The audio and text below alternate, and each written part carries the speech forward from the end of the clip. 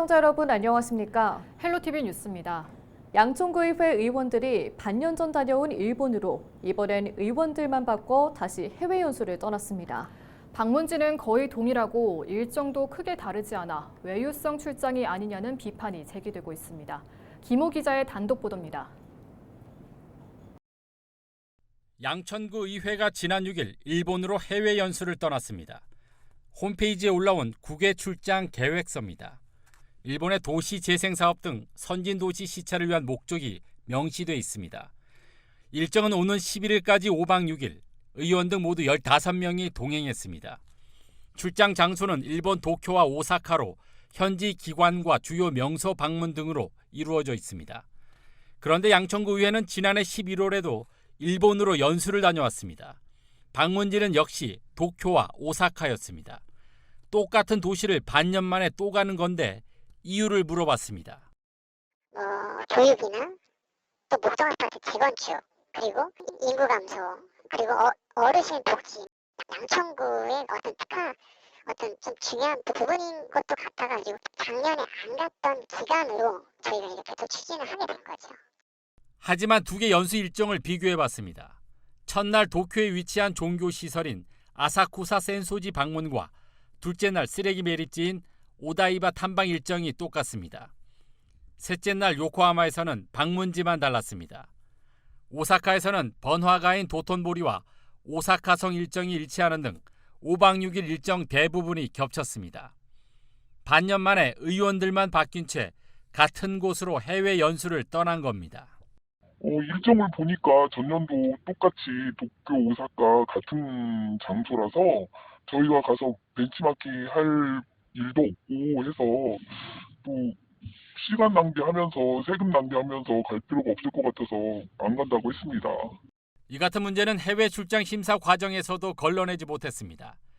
의원 공무국외 출장심사위원회 회의록에는 지난해 일본을 다녀온 것을 인지하고 있었지만 그때 다녀온 의원들이 안 가는지에 대한 질문만 있고 방문 장소가 겹친다는 언급은 없습니다. 지난해 일본을 다녀온 의원들은 방문 기관과 내용, 시스템 도입 필요성 등 40쪽 분량의 보고서를 만들어 공유했습니다. 그런데도 1년도 안 돼 굳이 같은 장소로 해외 연수를 가는 건 세금 낭비가 아니냐는 비판이 일고 있습니다. 어떻게 보면은 작년에 안 갔던 의원들 이번에 다시 간다 라는 식으로 해석하기에 충분합니다. 그래서 이런 국외 출장이라는 명목으로 사실상 가고 싶은 데를 떠나는 외유 방식으로 진행하는 방식이 계속되는 데 있어서 너무 안타깝습니다. 이번 해외 연수에는 더불어민주당 양천을 의원 5명과 국민의힘 의원 6명, 의회 직원 4명 등 15명에게 1인당 220여만 원의 출장 경비가 지원되는 등 모두 3,300여만 원의 예산이 소요됐습니다. 견문을 넓히기 위한 해외 연수는 필요할 수 있습니다. 하지만 외유성 출장이라는 비판을 피하기 위해서는 보다 실효성 있는 연수 방안이 마련돼야 할 것으로 보입니다. 헬로티비 뉴스 김호입니다. 은평구가 위기 아동을 미리 발견하고 학대를 막기 위해 조기 개입 지원 사업을 본격적으로 추진합니다. 조기 개입 지원, 일명 GN 세이프 스타트 사업은 아동학대가 의심되거나 위기 징후가 있는 가정을 발굴해 의료비와 생활물품, 심리상담, 아동안전 점검 등 종합적인 지원을 제공합니다.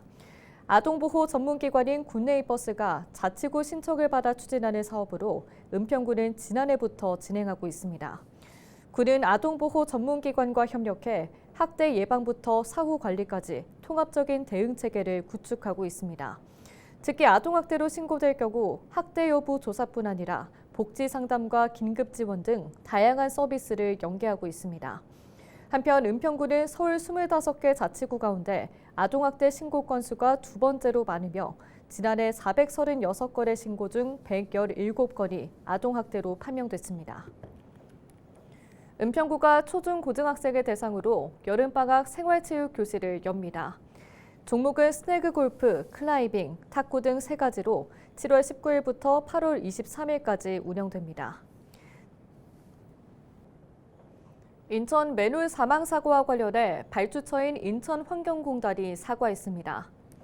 김성훈 인천환경공단 이사장은 8일 인천시청 브리핑룸에서 기자회견을 열고 사고로 피해를 당한 분들께 깊은 위로의 말씀을 드린다며 수습에 최선을 다할 것이라고 고개 숙여 사과했습니다. 그러나 이번 맨홀 작업자 사망사고 경위에 대해 대부분이 계약업체의 위반 때문이라고 설명했습니다. 이번 사고는 인천환경공단이 발주한 차집관로 지리정보 시스템 데이터베이스 구축 사업 추진 과정에서 발생했습니다. 공단은 지난 4월 인천의 한 업체와 2억 9,780여만 원의 용역 계약을 맺고 이번 사업을 진행했습니다. 공단은 당시 발주처 동의 없는 하도급을 금지한다는 내용을 계약 조건에 포함했습니다. 그러나 용역업체는 이를 어기고 하도급을 줬고 이 업체가 또 다른 업체에 재하도급을 맡기는 등 조건이 이행되지 않았다고 김 이사장은 설명했습니다. 또 지하시설물을 탐사하기 위해 맨홀 등에 출입할 경우 필요한 시군구 지하시설물 관련 부서 승인 절차, 밀폐공간 작업 시행 계획서 등 근로자 안전 관련 계획서 제출 승인 의무 등도 지켜지지 않았다고 전했습니다. 공단은 현재 계약업체의 용역 중지를 통보했으며 중부고용노동청에 작업 중지 명령으로 공사를 멈췄습니다. 공단은 계약 위반에 따른 계약 해지 등을 검토하는 한편 중대재해처벌법 등 조사에도 적극 협조할 예정입니다. 인천시는 보건환경연구원으로부터 북한 핵폐수에 관련한 시료 채취 분석 결과 안정성을 확인했다고 밝혔습니다. 앞서 북한 황해북도 평산군 우라늄 정령 공장에서 핵폐수가 무단 방류됐다는 정황이 지속적으로 제기돼 원자력 안전위원회는 전국 244개 지역 감시망 측정 결과가 정상 준위임을 발표했는데요.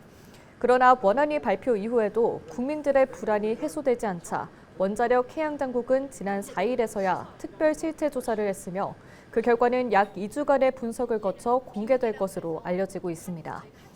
이에 인천시는 즉각 조사를 진행했는데요.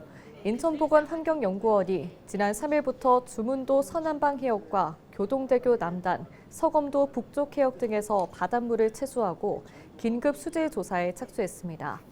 조사 결과 모든 수치가 정상 범위로 나타났으며 시는 지속적인 모니터링과 추적 관리를 이어갈 방침입니다.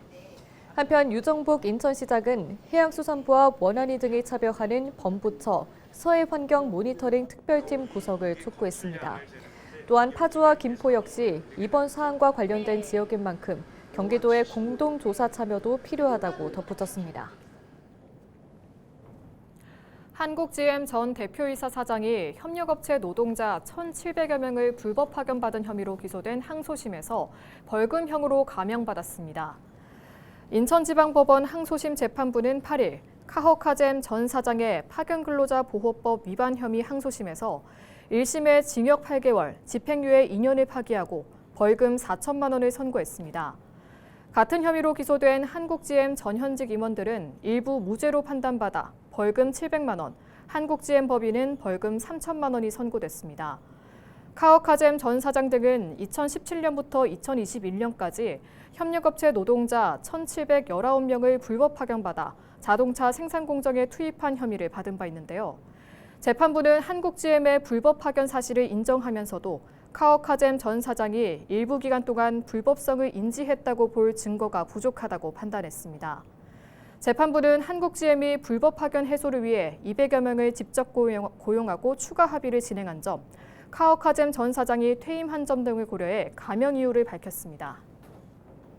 기후변화로 우리나라 농작물 재배 지도도 달라지고 있습니다. 머지않아 우리 땅에서 키울 수 없는 농작물이 늘어날 거란 전망인데요. 대응책 마련을 위해 국회에서도 토론회가 열렸습니다. 어떤 내용이 오갔는지 이세진 기자가 정리했습니다. 여름 배추 주 생산지인 강원도 태백산맥 일대. 10년 사이 배추 재배 면적 40%가 줄었습니다. 대신 남쪽에서 자라던 대파와 사과 같은 작물이 그 자리를 차지했습니다. 온난화가 불러온 변화입니다.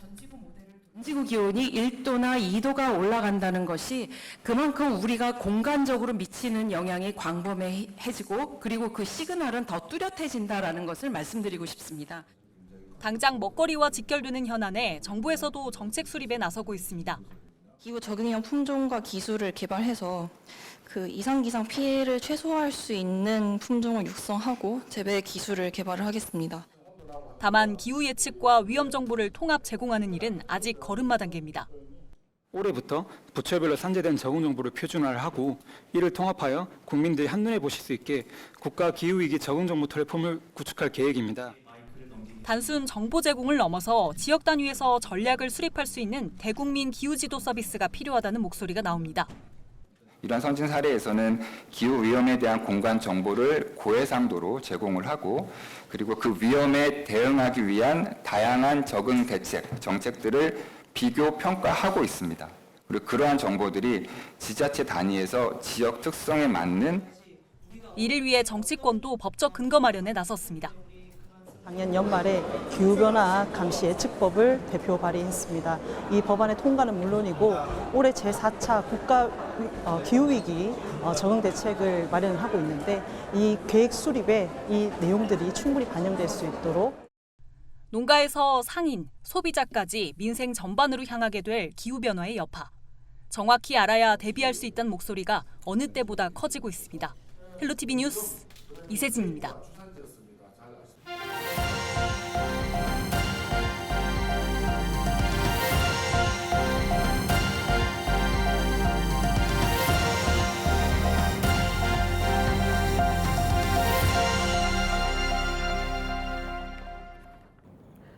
전자칠판 리베이트 사건에 연루된 신충식 인천시 의원이 법정에서 혐의를 전면 부인했습니다. 인천지법 형사 12부 심리로 열린 두 번째 공판에서 특정범죄 가중처벌 등에 관한 법률상 뇌물 혐의와 청탁금지법 위반 혐의로 기소된 신 의원 측 변호인은 공모나 대가성으로 뇌물을 받거나 수수한 바가 전혀 없다며 혐의를 부인했습니다. 또 특가법상 뇌물공여 혐의로 기소된 납품업체 대표 A씨 측 변호인은 2024년 1억 원이 제공한 사실 중 5천만 원을 건넨 부분을 인정하며 나머지 혐의에 대해서는 부인한다고 했습니다. 이날 재판부는 신 의원과 대표 A씨가 최근 신청한 보석사건 신문을 함께 진행했습니다. 하지만 검찰 측은 피고인에 대한 특별한 사정 변경이 없고 사건 피고인 범행의 형량은 10년 이상 징역 또는 무기징역까지 선고받을 수 있다며 증거인멸의 가능성도 있다며 보석 반대 의견을 냈습니다. 앞서 같은 혐의로 기소된 조 의원은 지난 4월 구속적부심이 인용돼 불구속 상태로 재판을 받고 있습니다. 신 의원과 A씨도 조 의원과 함께 보석을 신청했지만 구속적부 심사를 청구할 이유가 없다는 이유로 인용되지 않았습니다. 국내 은행권 가계대출이 5개월 연속 증가하며 10개월 만에 최대폭으로 늘었습니다. 한국은행이 발표한 6월 금융시장 동향을 보면 지난달 은행권 가계대출은 6조 2천억 원 늘어 1,161조 5천억 원을 기록했는데요. 지난해 8월 이후 가장 큰 증가폭을 보였습니다. 주택담보대출도 28개월째 오름세를 이어가며 지난달 5조 1천억 원 증가해 923조 1천억 원을 기록했는데요. 최근 주택거래량 급증이 대출 증가를 부추긴 것으로 보입니다. 한국은행은 주택거래 증가의 영향이 시차를 두고 반영되고 있다며 7, 8월까지 대출 상승세가 이어질 것이라고 전망했습니다. 경기도가 지난 4월부터 6월까지 100만 원 이상 지방세를 체납한 고소득 전문직과 대기업 및 공공기관 임직원 등 603명을 일제 조사해 9억 3천만 원을 즉시 징수했다고 9일 밝혔습니다. 또 도는 잦은 납부에 응하지 않은 체납자의 경우 급여 16억 5천만 원을 압류했는데요. 이들의 총 체납액은 47억 원에 이르는 것으로 조사됐습니다. 연소득 4억 원이 넘는 치과 원장 A씨는 지방소득세 3,500만 원을 장기간 체납 중이었는데 의료수가 및 의료기기 압류를 예고하자 체납액 전액을 즉시 납부했습니다. 취득세 7천만 원을 미납한 대기업 종사자 B씨는 급여 압류 예고를 받자 잦은 납부에 나섰습니다. 유정복 인천시장이 해외 투자 유치 등을 위해 일주일간 미국, 캐나다 출장길에 올랐습니다. 유 시장은 9일 오전 미국 조지아주 애틀랜타로 출장을 떠났는데요. 애틀랜타에서 주요 시설을 방문한 뒤 10일 기업 관계자들과 만나 투자 유치 관련 만남을 갖고 동포경제인과 간담회를 진행할 예정입니다. 이상으로 뉴스를 마칩니다. 시청해주신 여러분 고맙습니다.